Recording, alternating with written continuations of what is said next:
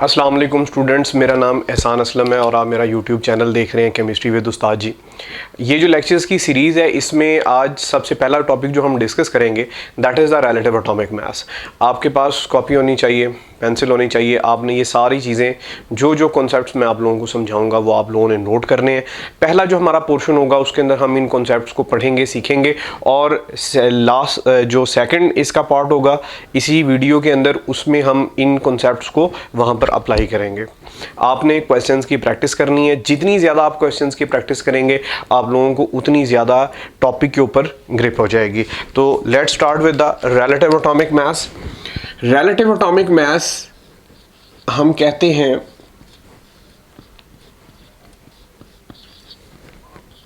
Relative atomic मास की जो term use की जाती है, this is for the single atom, mass of the single atom, mass of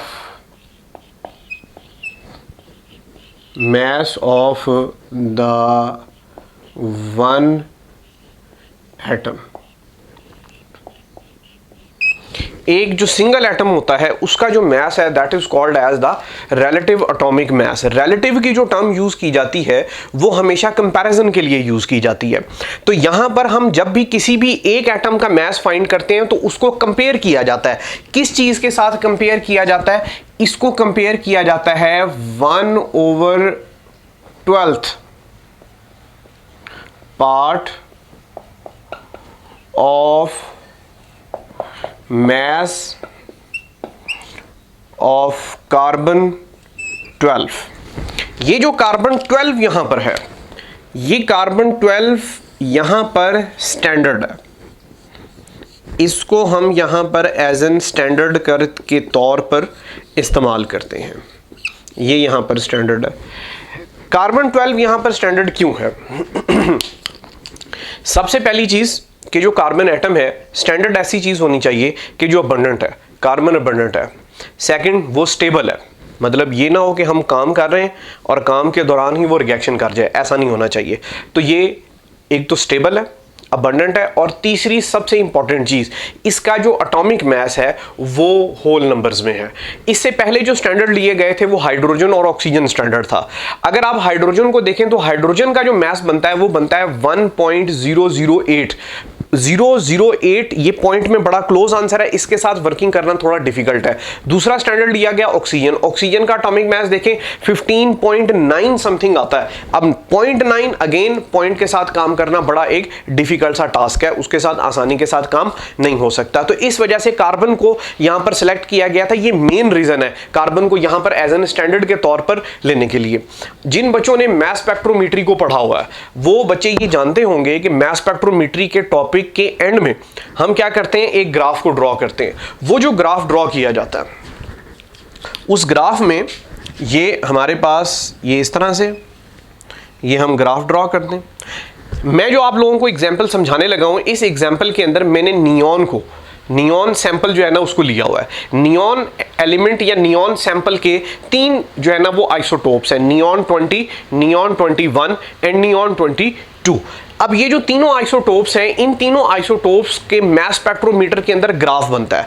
अब इसमें क्या किया जाता है कि एक साइड पर जो है ना वो चार्ज ओवर मास वैल्यू ली जाती है और दूसरी साइड पर जो है ना वो हम लेते हैं एटॉमिक मास को। इसका हम ग्राफ ड्रॉ करते हैं, ग्राफ बनाते हैं। इसके ग्राफ में ये एक नियॉन 20 की लाइन यहां पर बनती है, फिर नियॉन 21 की लाइन बनती है, फिर इसके बाद जो है ना वो नियॉन 22 की लाइन बनती है।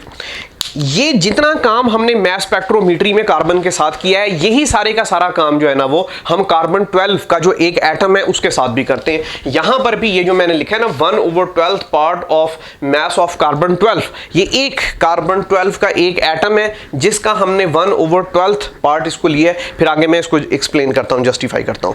अब क्या किया जाता है कि जो काम हमने नियॉन के साथ किया है, सेम बच्चों यही काम हम कार्बन 12 के साथ भी करते हैं और उसका भी ग्राफ ड्रॉ होता है।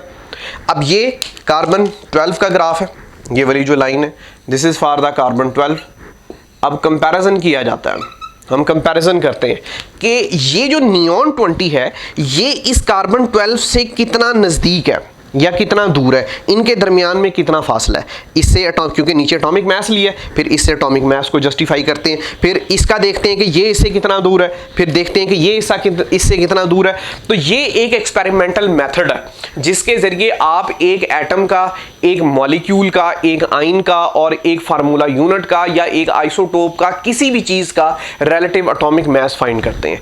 एक बड़ी इंपॉर्टेंट बात आप लोगों ने यहाँ पर नोट डाउन करनी है, ये जो एक एटम होता है, एक एटम का जो मास है that is called as the relative atomic mass. एक मॉलिक्यूल का जो मास है that is called as the relative molecular mass. एक आयन का जो मास है that is relative ionic mass. Isotope का mass relative isotopic mass. Formula unit का मास रिलेटिव फार्मूला मास। ये जितनी भी चीजें मैंने आपको बताई हैं इनमें से तमाम के मैसेज फ्रैक्शंस में होते हैं except relative isotopic mass. Relative isotopic mass fractions में नहीं होता। कार्बन के 3 आइसोटोप्स हैं, कौन कौन से? कार्बन 12, 13, 14। देखिए मैंने कहीं पॉइंट का जिक्र नहीं किया। हाइड्रोजन के 3 आइसोटोप्स हैं, हाइड्रोजन 1, 2 एंड 3।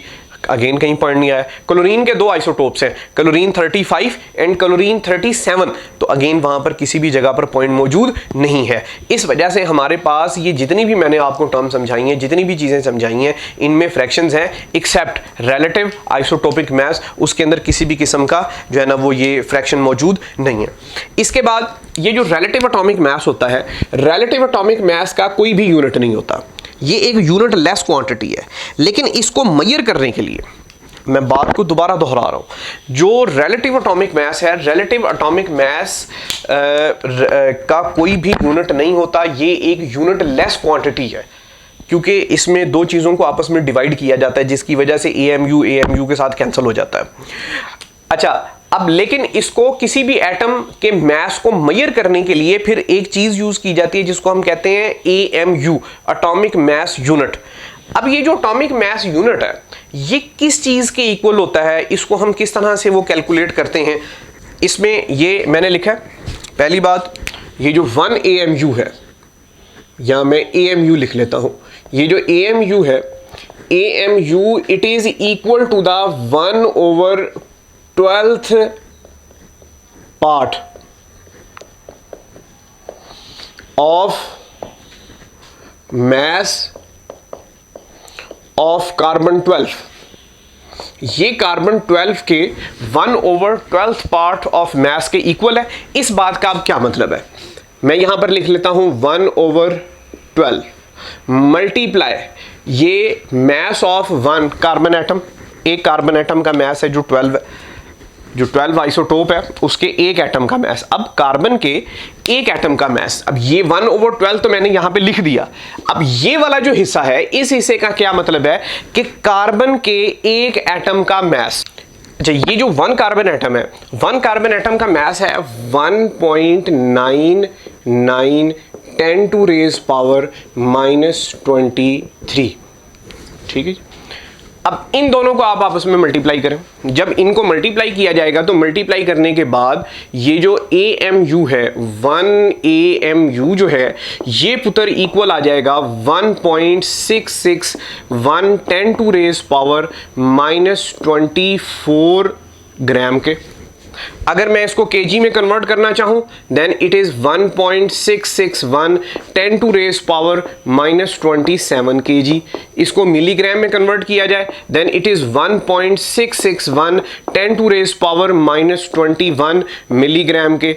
एक और बड़ी इंपॉर्टेंट बात है और वो ये कि ये जो 1 AMU होता है इट इज रेसिप्रोकल, ये उलट है किसका, 6.023 10⁻23 ग्राम के। This point is very very important. ये वाला हिस्सा आपको बहुत अच्छी तरह से याद होना चाहिए। अगर ये वाला जो मैंने हिस्सा लिखा है, अगर ये हिस्सा आपको बहुत अच्छे से आता है, आपने इसकी प्रैक्टिस की हुई है, तो इसके जितने भी क्वेश्चन हैं वो आप बड़ी आसानी से सॉल्व आउट कर सकते हैं। लेकिन अगर ऐसा नहीं है तो फिर जो है ना वो आप क्वेश्चंस को आसानी से सॉल्व नहीं कर पाएंगे। तो ये बड़ा इंपॉर्टेंट है, इसके साथ लिख लेते हैं। This is very very important. इसको आपने नोट डाउन करना है। यहाँ तक ये हमारे पास बात हो गई। थ्योरेटिकल पोर्शन ये यहाँ तक है, इसको आपने अच्छे से याद करना है, ये आपको अच्छे से पता होना चाहिए। अगर ये चीज़ें आपको पता हैं तो तब जो है ना वो आप इसके क्वेश्चंस को और बाकी चीज़ों को आप फाइंड आउट कर सकते हैं, अदरवाइज फिर थोड़ा सा डिफ़िकल्ट हो जाता है, डिफ़िकल्ट टास्क हो जाता है।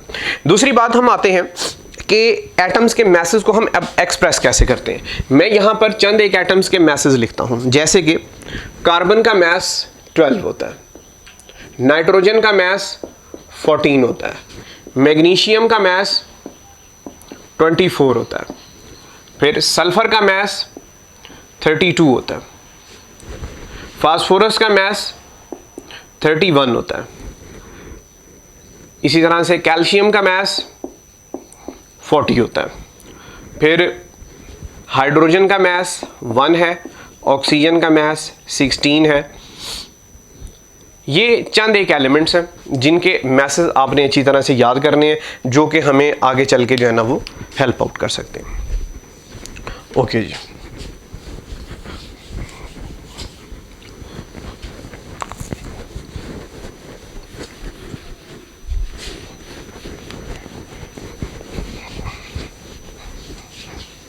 अब हम देखेंगे कि कैसे हम इन मैसेज को एक्सप्रेस कर सकते हैं। ग्राम में लिखना है, एएमयू में लिखना है, क्या चीज़ किस तरह से लिखनी है। पहली चीज़ ये कि अगर एक सिंगल एटम का मैस है तो हम उस सिंगल एटम के मैस को एएमयू में लिखेंगे, लेकिन अगर हम उसे ग्राम में लिखना चाहते हैं तो उसके लिए फिर हमें चंद एक चीज़ें यहाँ पर करनी होंगी। आपने यहाँ पर एक फार्मूला याद रखना है। पहली चीज़, अगर आपके पास मैस एएमयू में है, एएमयू में मैस है और हमने एएमयू से मैस को कन्वर्ट करना है ग्राम में, तो उसके लिए हमें मल्टीप्लाई करना होगा 1.661 10⁻⁻⁻24 के साथ। लेकिन अगर हम ये जो मैस इन ग्राम है, इस मैस इन ग्राम को एएमयू में कन्वर्ट करना चाहें तो फिर इसी मैस इन ग्राम को डिवाइड किया जाएगा 1.661 10⁻⁻24 पर। मैग्नीशियम की एग्जांपल मैं लेता हूं। 1 magnesium atom, mass of 1 magnesium atom, एक मैग्नीशियम एटम है। अब ये जो एक मैग्नीशियम एटम है, 1 मैग्नीशियम एटम का मैस होगा 24 AMU, ठीक है। एक मैग्नीशियम एटम का मैस 24 AMU है। आप बच्चों इसको 24 ग्राम नहीं लिख सकते, क्योंकि 24 ग्राम तो 1 मोल मैग्नीशियम का मैस होता है और 1 मोल मैग्नीशियम के अंदर कितने एटम्स होते हैं? 6.02 10⁻23। तो इसलिए जो मैग्नीशियम है, मैग्नीशियम का मैस 24 AMU लिखा जाएगा, 24 ग्राम नहीं लिखा जाएगा। लेकिन अगर आप ये चाहते हैं कि 1 मैग्नीशियम एटम के मैस को 24, ये 1 मैग्नीशियम एटम के मैस को AMU की बजाय ग्राम में लिखा जाए, तो हम क्या करेंगे, उसकी वैल्यूज रिप्लेस कर देंगे।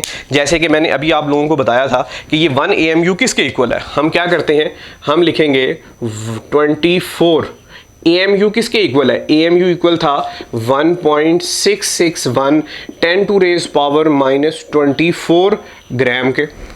एक आप इसे मल्टीप्लाई करें, आपका आंसर आ जाएगा।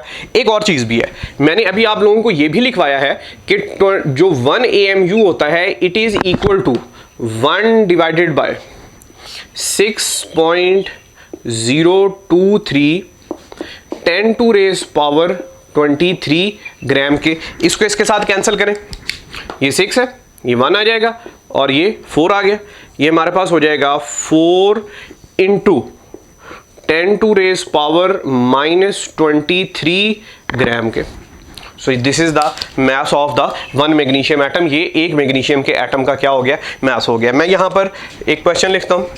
ऑप्शन ए में हम लिख लेते हैं 12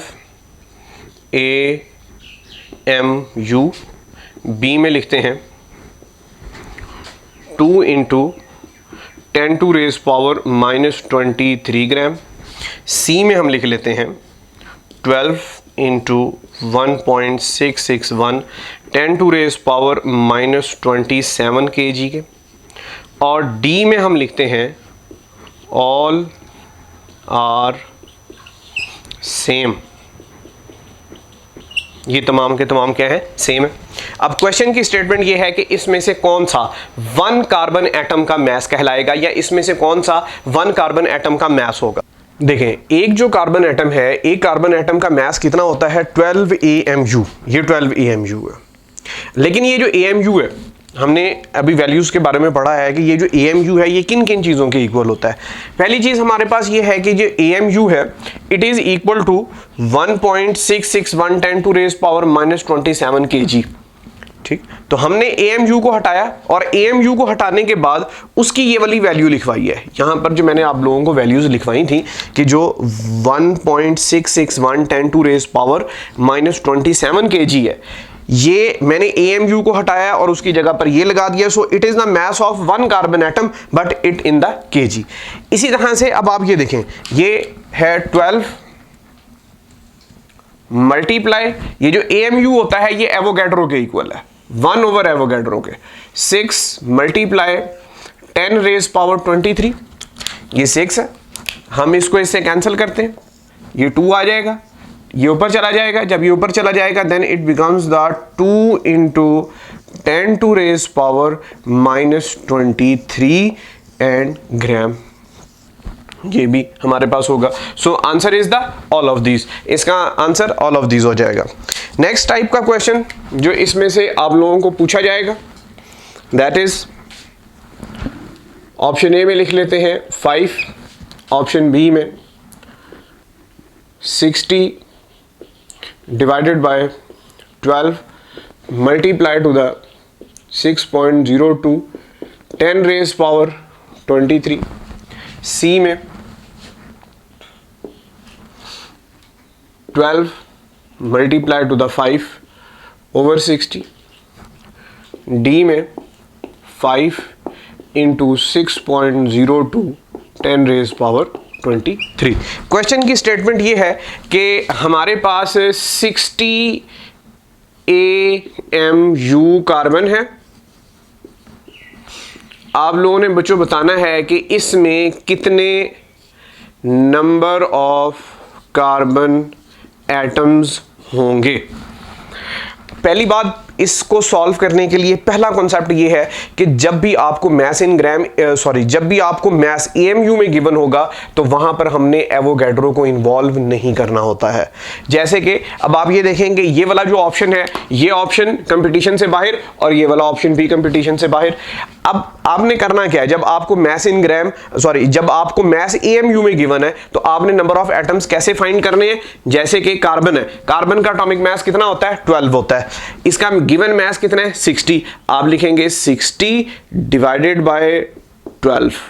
ठीक, जो आपको गिवन मास है डिवाइडेड बाय उस एटम का जो भी एटॉमिक मास होता है।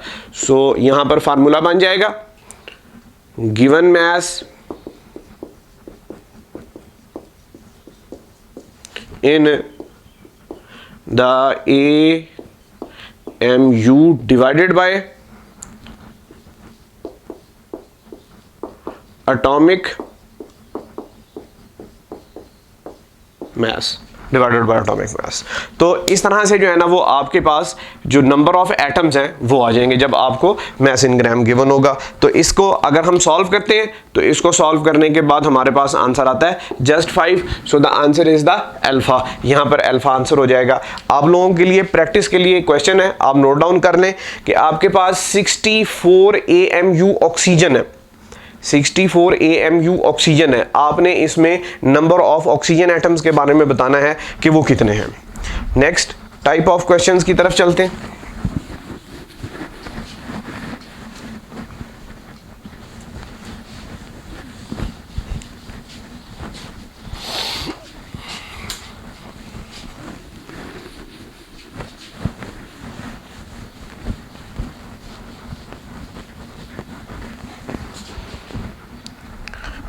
Next is the option A में लिख लेते हैं 1.661 10 to raise power -27 4 AMU। Option B में हम लिखते हैं 22.4 AMU। ऑप्शन सी में हम लिखते हैं 6.023 10⁻23 AMU। एंड डी में हम लिखते हैं नन ऑफ दीज। क्वेश्चन की स्टेटमेंट ये है, आप लोग क्वेश्चन की जो स्टेटमेंट है वो राइट डाउन कर लें कि अगर वन जो AMU है, if the one AMU it is equal to the, if 1 AMU is equal to the 1.661 10⁻⁻27 kg, then 1 gram is equal to the, तो जो 1 ग्राम होगा वो बच्चों किसके इक्वल होगा। तो पहली बात, अगेन मैं वो वैल्यूज यहां पे लिख लेता हूं कि जो 1 AMU था, इन दो वैल्यूज का जिक्र हुआ है, इसका और इसका, मैं इन दोनों को ही यहां पे कोट करता हूं। It is equal to the 1.661 10⁻⁻24 gram के। अगर आप ये देखें कि ये 1 AMU इसके इक्वल है, अगर मैं ये वैल्यू उठा के दूसरी साइड पे ले जाता हूं तो क्या हो जाएगा, 1 डिवाइडेड बाय 1.661 10⁻⁻24 AMU, और बाकी पीछे क्या बच जाएगा, 1 और ग्राम बच जाएगा। So 1 gram it is equal to the 1/661 10⁻⁻24 AMU। तो ये होना चाहिए था इस तरह से, अगर हम 1 ग्राम के इक्वल लेना चाहते हैं, लेकिन ये ऐसा नहीं है, ये दोनों आपस में नहीं मिल रहे। हाँ, अगर हम ये लिखते 1 डिवाइडेड बाय 1.661 फिर ये ठीक होता, तो ये वाला नहीं हो सकता। सेकंड नंबर पर 1 जो AMU है it is equal to the, बल्कि मैं यहां से इरेज कर देता हूं, आप लोगों ने इसको वीडियो को पॉज करके अगर नोट डाउन करना है तो आप इसको कर लें।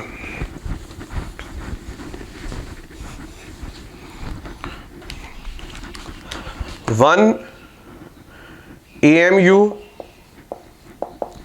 it is equal to the 1 divided by 6.023 10⁻23 ग्राम। ये उधर चला जाएगा।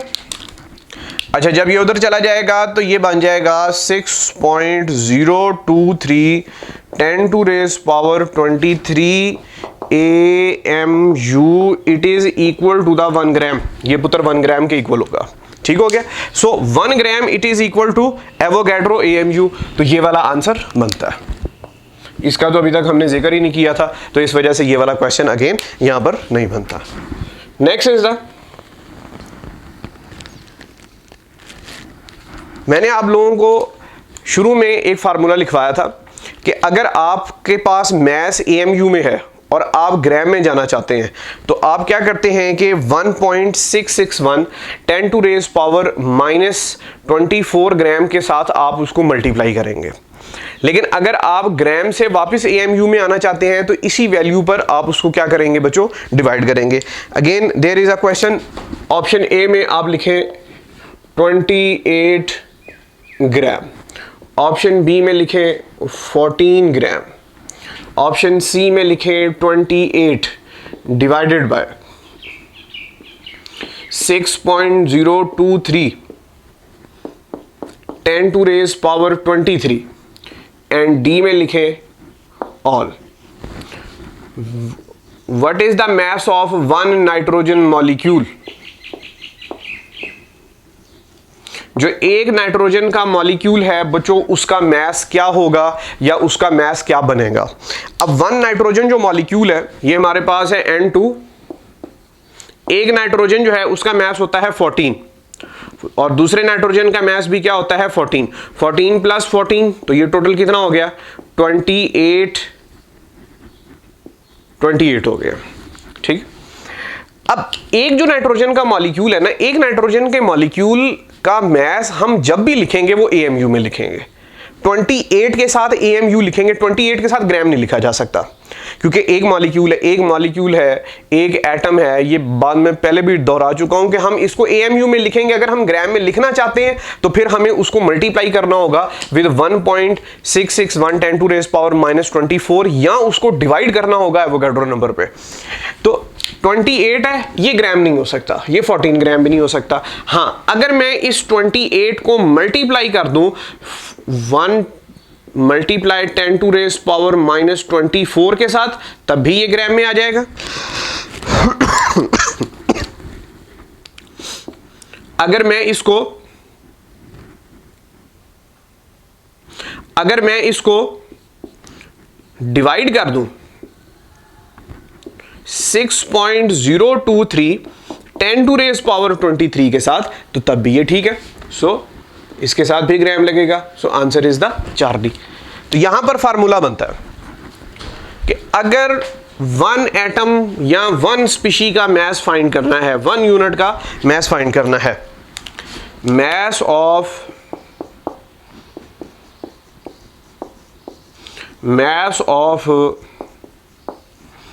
1 स्पीशी इन द ग्राम, जो 1 स्पीशी है उसका जो मास है ग्राम में, तो ये इक्वल हो जाएगा किस चीज के? It is equal to the जो भी उसका मास है, एटॉमिक मास है, उसका मॉलिक्यूलर मास है, उसका फार्मूला मास है, उसका आयोनिक मास जो भी है। मैं यहां पर जनरल टर्म लिख रहा हूं एटॉमिक मास। एटॉमिक मास को आप डिवाइड करेंगे एवोगाड्रो नंबर पर, या और आप इसी को जो एटॉमिक मास है, आप बच्चों इसे मल्टीप्लाई करेंगे विद 1.661 10 टू रेज पावर -24 के साथ, तो ये आपके पास एक स्पीशी का, एक यूनिट का जो है ना, वो क्या आ जाएगा? मास इन ग्राम आ जाएगा। आप लोगों की प्रैक्टिस के लिए, आप लोगों के लिए एक असाइनमेंट के लिए एक क्वेश्चन है, ये आप लोगों ने सॉल्व करना है, इसको अच्छे से समझना है। जो जो मैंने आपको तरीक़ेकार बताया है आपने इसको जहन में रखना है और इसके मुताबिक जो है वो इसको सॉल्व करना है।